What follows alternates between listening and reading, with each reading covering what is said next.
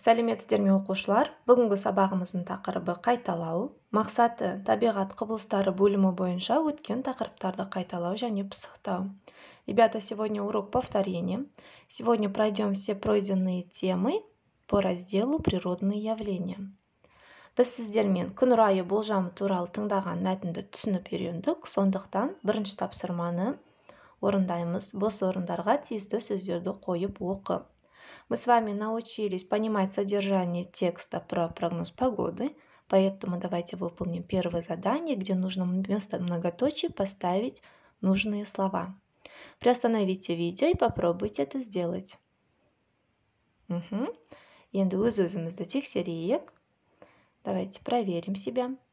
Ертең Семейде күн ашық болады. Сынап бағанасы күндіз плюс 18 градусты көрсетеді. Түнде сәл салқын болады. Ауа температурасы плюс 4 градусты көрсетеді. Жаңбыр жаумайды. Өскеменде күн жылы, сынап бағанасы плюс 15 градусты көрсетеді. Солтүстіктен аздаған жел соғады, жаңбыр жаумайды. Түнде плюс 13 градус жылы болады. Ребята, я думаю, вы все справились с этим заданием. Келесі тапсырмаға көшейік. Күн райын сипаттай білу. Мы с вами научились описывать прогноз погоды. Поэтому үшінші тапсырма. Выполним третье задание. Сөйлем құрап жаз. Сіздерге қолайлы және қолайсыз күн райы туралы бірнеше сөйлем құрап жазу қажет.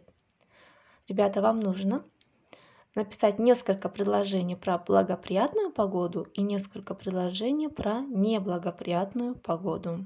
Мысалы, қолайлы күн райы. Бүгін аспан ашық, қолайсыз күн райы, кеше жаңбыр жауды.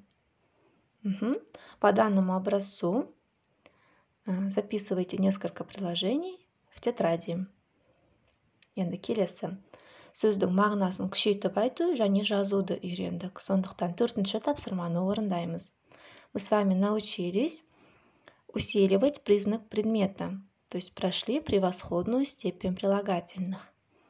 Поэтому выполним четвертое задание, где слова, выделенные черным шрифтом, нужно сказать в превосходной степени. Мысалы, мен әдемі кемпірқосақты көрдім. Дұрысы, мен әдемі кемпірқосақты көрдім. Вам нужно по образцу сказать выделенные слова в превосходной степени и голосовым сообщением отправить своему учителю. Және келесі тапсырма, біз қыс мезгіліне байланысты сөздерді білдік және үйрендік. Мы с вами прошли слова относительно зимы. Сондықтан бесінші тапсырма, сөздерді дәптеріңе толықтырып жаз. Поэтому давайте выполним пятое задание, где вы должны вспомнить все слова, которые мы с вами прошли, и записать эти слова в тетради.